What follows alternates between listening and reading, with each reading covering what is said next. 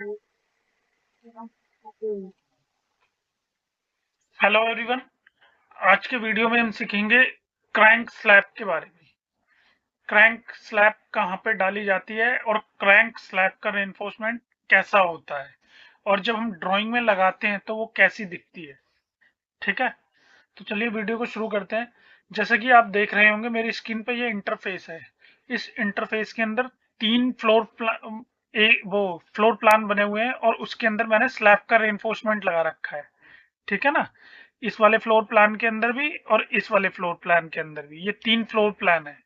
तो इसके अंदर आप देख रहे होंगे तो हो क्या रहा है, जैसे कि अब आप देख रहे होंगे ये येलो कलर के कॉलम है। ठीक है ना, ये जो है ये कॉलम है, ये बीम है मेरी, और ये सेंटर लाइन है। ठीक है ना, सेंटर लाइन बोले या ग्रिड लाइन। ठीक है, ये ग्रिड लाइन है। अब सबसे पहले फ्रेमिंग गई थी अप्रूवल के लिए, फ्रेमिंग हो गई, उसके बाद फाउंडेशन की ड्राइंग चली गई। अब वो बीम और स्लैब के लेवल पे तक आ चुके हैं, तो अब स्लैब की ड्राइंग जानी है। तो वैसे तो उन्होंने कहा हम क्रैंक यूज करना चाहते हैं, क्रैंक स्लैब बनाना चाहेंगे। तो सबसे पहले तो मैं आपको ये बता दूं क्रैंक स्लैब बनाई क्यों जाती है। क्रैंक स्लैब में होता क्या है, जो बॉटम का रेनफोर्समेंट होता है वही टॉप में आ जाता है। जैसे आप ये जो डॉटेड, ये येलो कलर का जो डॉटेड वाला रेनफोर्समेंट देख रहे हैं, ये क्या है, बॉटम का रेनफोर्समेंट है डॉटेड। और जो फर्म लाइन दिख रही है आपको मेरी स्क्रीन पे, जैसे कि ये है, ये फर्म दिख रही होगी आपको, ये क्या है, ये टॉप का रेनफोर्समेंट है। जो हम नॉर्मली आज अभी जो स्लैब चलती है उसके अंदर होता क्या है, बॉटम का सरिया थ्रू चला गया और सपोर्ट पे है, हम टॉप में वो L/4 स्टील दे देते हैं जहां स्लैब कॉन्टिन्यूस चल रही है। बट यहाँ पे क्या है, ऐसा नहीं है कि दोनों रेनफोर्समेंट अलग अलग चलेंगे। ये हमने बॉटम का रेनफोर्समेंट डाला ऐसे करके, और ऐसे ही ये फिर इसको क्रैंक कर देंगे और ये टॉप में आ जाएगा, टॉप सपोर्ट में। तो ये हो जाए, ये हमारा एक ही स्टील वही बॉटम में चल रहा है और उसको ही क्रैंक कर दिया गया। क्रैंक किसे बोलते हैं, क्रैंक किसे बोलते हैं, ये जो आप देख रहे हैं ना, ये लाइन, इसको जब ये बॉटम में इसको ऊपर लाने के लिए है, थोड़ा सा टेढ़ा करना पड़ेगा, और जब ये टेढ़ा करेंगे तो ये क्रैंक बन जाएगा। अब इस क्रैंक को बना के इसी सरिये को टॉप में ले आते हैं, तो ये हमारी बन जाती है क्रैंक स्लैब। तो इसमें बॉटम का रेनफोर्समेंट ही टॉप का रेनफोर्समेंट बन जाता है। अब बात करते हैं, ये जो क्रैंक स्लैब होती है, ये इसमें इसके एडवांटेज और डिसएडवांटेज क्या है। लोगों को लगता है कि इससे स्टील बच जाता है हमारा, सबसे पहली चीज तो। बट इस ऐसा कोई मतलब कोई बहुत ज्यादा फर्क नहीं पड़ता। बल्कि अगर आप देखेंगे इसके अंदर होता क्या है, क्रैंक रेनफोर्समेंट के अंदर जो आपकी लेबर कॉस्ट होती है वो काफी ज्यादा आ जाती है, और इस सरिये को, इस स्टील को बांधने में भी प्रॉब्लम होती है काफी। ये मतलब जैसे बॉटम, वो जो बॉटम का सरिया होगा, अब वो अगर ये स्ट्रेट चल रहा होता तो वो सीधा लेंथ निकाल के इसकी कटिंग करेगा और यहाँ पे लगा देगा। अब ये क्रैंक कर रहे हैं तो हर एक स्टील को पहले वो कटिंग करेगा, फिर उसको क्रैंक करके ऊपर लेकर आएगा। तो ये क्रैंक करने में और इसको ऊपर लाने में है काफी टाइम लगता है। एक तो हमारा टाइम सेव नहीं होता इस स्लैब के अंदर, और दूसरी चीज क्या बोलते हैं, इसकी कॉस्ट भी थोड़ी ज्यादा पड़ती है। बट लोगों को ऐसा लगता है कि हमारा स्टील बच जाता है। बचता कुछ भी नहीं, वो थोड़ा बहुत फर्क पड़ता है, कोई ज्यादा फर्क नहीं पड़ेगा कि आपको लगेगा मेजर। बट अगर आप स्टील स्टील के पर्पज से देख रहे हो तो आपकी जो लेबर की कॉस्ट और टाइम की कॉस्ट जो आएगी वो लगा के सेम ही पड़ जाता है। तो मैं तो ये प्रिपेयर करता हूँ, आप जब भी स्लैब रीइंफोर्समेंट बना रहे हो हैं, स्ट्रेट ही लगाओ उसे। स्ट्रेट लगाओगे तो ज्यादा अच्छा रहेगा। स्ट्रेट में मतलब होता क्या है, ये हमने सीधा सीधा ये एक लाइन खींच रहा हूं मैं, ये बॉटम का रीइंफोर्समेंट डाल दिया और यहाँ पे सपोर्ट में टॉप का रीइंफोर्समेंट चल रहा होगा ऐसे। अब जब ये टॉप का रीइंफोर्समेंट चल रहा होगा तो इसी रीइंफोर्समेंट को हम क्या बोलते हैं, आगे भी ले जा सकते हैं। ठीक है, तो जब भी आपको वो स्लैब की डिटेलिंग करनी हो है, तो आपको इन चीजों का ध्यान रखना है कि वो कौन सी स्लैब सही होती है, कौन सी नहीं है। जैसे कि मैंने आपको बताया, इसके अंदर क्या हो रहा था कि हमारी जो टॉप और बॉटम है का रेनफोर्समेंट एक ही चल रहा है, कोई भी दोनों रेनफोर्समेंट अलग अलग नहीं है। अब अलग अलग नहीं है वो तो ठीक है, आपने लोग इसमें स्टील की कॉस्ट देखते हैं कि हमारा बहुत ज्यादा बच गया, बट ये थोड़ा काम डिफिकल्टी होता है। और इसमें मतलब क्वेरी भी मतलब अगर कॉन्ट्रैक्टर आपका सही है तो बहुत अच्छे से हो जाएगा, अगर कॉन्ट्रैक्टर आपका कोई बहुत अच्छा नहीं है तो बहुत अच्छे से नहीं भी हो पाता, इसमें प्रॉब्लम भी आती है। जैसे मैंने यहाँ पे लगा दिया है, अब ये कंटिन्यू चल रही है स्लैब, तो इसको यहाँ पे ये ऐसे, और ये L/4 होगा आपका, L/4, जहाँ पे स्लैब कंटिन्यू चल रही है। ठीक है ना, और ये बॉटम वाला रेनफोर्समेंट हम डॉटेड में दिखाएंगे, और ये टॉप वाला तो फर्म ही चलेगा।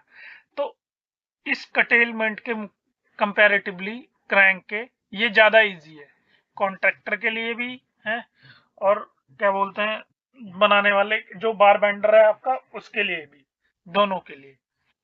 ठीक है, अब इसमें क्या होता है, इसमें ये क्रैंक कई लोग जो डालते रहते हैं ये क्रैंक, तो कुछ लोग क्रैंक बहुत अच्छे से बना लेते हैं, कुछ लोग हर एक स्टील को क्रैंक ठीक से नहीं कर पाते, कुछ हो जाएंगे उनसे, कुछ टेढ़े मेढ़े हो जाते हैं, कुछ ज्यादा, कुछ की लेंथ ज्यादा चली गई है, कुछ की वो कम चली गई, ये 0.1L लेते हैं क्रैंक है। तो आपको ये ध्यान रखना है हमेशा कि वो ये क्रैंक कितना लेना है, सारे क्रैंक एक जैसे ही आने चाहिए, 0.1L।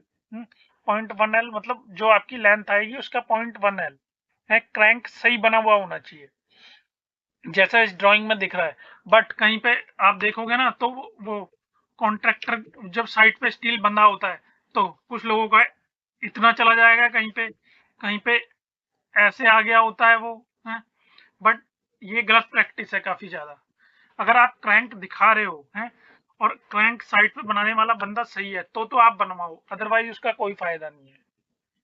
ठीक है, तो ये हो गई क्रैंक। अब इसके अंदर सारी स्लैब है, स्लैब में वैसे होता क्या है, वन वे और टू वे स्लैब नॉर्मली सबको पता ही होगा। सिविल में अगर कोई काम कर रहा है, जो भी स्लैब मतलब चारों चार पैनल चारों बीम पे सपोर्ट हो रही है इसके अंदर है, तो वो क्या है, जैसे कि ये वाली मेरी है, ये वाली सपोर्ट हो रही है, तो ये वाली स्लैब मेरी इस वाले बीम पे, इस वाले बीम पे, और इस वाले बीम पे और इस वाले बीम पे, चार बीम पे सपोर्ट हो रही है। तो सारा का सारा तो ये टू वे स्लैब है। और वन वे स्लैब होती है जब एक तरफ मतलब मेरा पैनल का साइज छोटा होता और एक तरफ बड़ा, यहाँ पे स्क्वायर पैनल दिख रहा है तो ये टू वे स्लैब है, सिंपल। हाँ बट इसमें क्रैंक हमें बोला गया तो हमें लगा दिया, तो मतलब आपको एडवांटेज और डिसएडवांटेज दोनों चीजें पता होनी चाहिए कि क्या होते हैं क्रैंक स्लैब के। ठीक है, तो मैं आज लगा रहा था तो मैंने कहा एक बार इस पे भी एक वीडियो बना देते हैं और आप लोगों को एक्सप्लेन कर देते हैं। ठीक है, अब ये जो ब्लू कलर के आप देख रहे हैं ये स्लैब मार्किंग हो रखी है इसके अंदर कि ये वाला रेनफोर्समेंट मेरा यहाँ से यहाँ तक चलेगा। जैसे कि वो अगर मैं आपको जूम करके दिखाऊं तो हो क्या रहा है, जो मेरा ये वाला रेनफोर्समेंट है, ये ये मेरा वो टॉप, ये वाला रेनफोर्समेंट है, ये ये यहाँ से लेकर यहाँ तक चल रहा है। ठीक है, तो आपको जब भी है क्रैंक स्लैब बनानी है तो उसके लिए इन चीजों का ध्यान रखना होगा है। अदरवाइज क्या होगा, क्रैंक स्लैब आपकी बहुत अच्छे से बन भी सकती है और नहीं भी बनती कई बार। तो जब भी आप वो क्रैंक स्लैब वो कोई आपका कोई भी इंजीनियर डिजाइन कर रहा है तो इन सारी चीजों को ध्यान में रख के ही आपने करनी है। अदरवाइज क्या होगा क्रैंक में कि जैसे कि मैंने आपको भी एक्सप्लेन कर ही दिया कि क्रैंक के अंदर होगा क्या, अगर आपका ठीक से नहीं बना हुआ होगा तो यहाँ पे ये क्रैंक, जैसे कि ये क्रैंक हो रखा है, ये क्रैंक का स्लोप कहीं पे ज्यादा मिलेगा आपको, कहीं पे कम मिलेगा, और बार बेंडर का टाइम भी काफी ज्यादा लगेगा। और ये इसमें ब्लू कलर की ये मार्किंग हो रखी है, ये आप देख रहे हो ना, ये इसमें मार्किंग हो रखी है। ये ये वाला रेनफोर्समेंट, ये दोनों इस डायरेक्शन में चलेंगे, और ये वाले रेनफोर्समेंट इस डायरेक्शन में चलेंगे। और इनके लिए एक टेबल बना दिया जाएगा। मैंने भी बनाया नहीं है, मैं बनाऊंगा तो आपको दिखा दूंगा। है, एक टेबल बना दिया जाएगा जिसके अंदर ABCDEF लिखा होगा, और बार सेंटर टू सेंटर चलता है। स्लैब के अंदर जो भी बार होगा आपका, है, 200 की स्पेसिंग पे चलेगा, 150 की स्पेसिंग पे, वो स्टील जो लगा, जो ये स्टील दिया जाएगा आपको, सेंटर टू सेंटर स्पेसिंग होगी और बार का डाया होगा। तो आप जब भी नेक्स्ट टाइम अगर स्लैब की ड्राइंग बना रहे हो तो इन सारी चीजों को आपको ध्यान रखना है। स्लैब के अंदर बार हमेशा सेंटर टू सेंटर की स्पेसिंग पे चलता है, और नॉर्मली 8 का और 10 डाया का स्टील यूज होता है स्लैब के अंदर। और वो बाकी ये तो मैंने क्रैंक पे आपको बता ही दिया कि क्रैंक कैसे बनाया जाता है। ये जो ये वाला रेनफोर्समेंट है, इस वाले पैनल से 0.25 जाएगा यहाँ पे, ठीक है। और पॉइंट वो ये जो क्रैंक होगा 0.3L होगा, 3L। मतलब इस सब जो यहाँ से यहाँ तक आपकी डायमेंशन आएगी। हम्म क्रैंक ये जैसे 5475 आ रही है, तो इसका 0.3L आप निकालोगे तो लगभग लगभग इसका 0.3L अगर मैं निकालता हूँ, 5475 इंटू 0.3, 1600 वो 42 है। ये पूरा का पूरा रेनफोर्समेंट मेरा 1650 जा रहा है, 0.3L, ठीक है ना। और ये क्रैंक जैसे कि है 5475, 5475 है ना। हाँ, चौवन, ये क्रैंक जो होगा आपका है, ये जो डिस्टेंस है ये 0.2L आ गया। और जो ये रेनफोर्समेंट ये वाला बॉटम वाला जो दूसरे पैनल में जाएगा, वो 0.3L जाएगा। तो 5475 का 0.2L आप निकालोगे तो कितना आ गया, 5475 इंटू 0.2, तो ये मेरा आ गया 1095। 1095, तो हमने राउंड फिगर में डायमेंशन को करा हुआ है, 1100 पे क्रैंक दिया हुआ है यहाँ पे 0.2L, ठीक है। ये 0.2L हो गया। और जब ये रेनफोर्समेंट इस पैनल का, ये 1100 पे तो क्रैंक आ गया यहाँ पे जाएगा तो 0.3L जाएगा। 0.3L अगर 5475 का निकालते हैं, 5475 इंटू 0.3, ठीक है, 1650, 1642 आ रहा है 0.3L, तो 1642।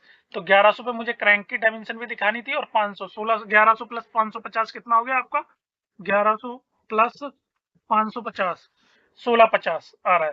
तो मैंने 1642 को राउंड फिगर में करके है 550 इसके आगे डायमेंशन और लगा दी कि ये वाला रेनफोर्समेंट टोटल मेरा इतना आएगा। 1100 पे क्रैंक आ गया।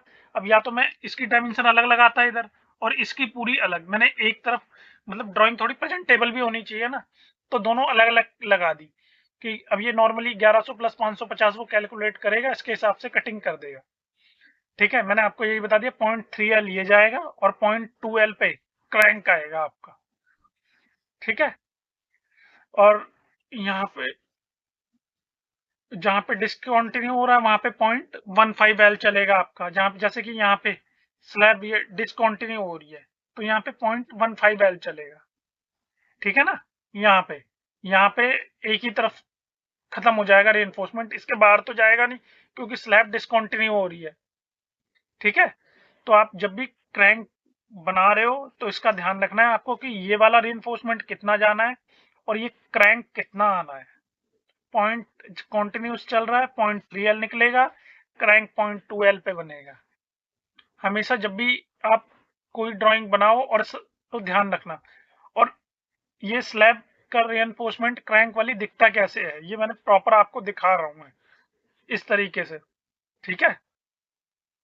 चलिए अब वीडियो को यहीं फिनिश करते हैं, नेक्स्ट वीडियो में हम कुछ और सीखेंगे नया, ठीक है। Thank you so much.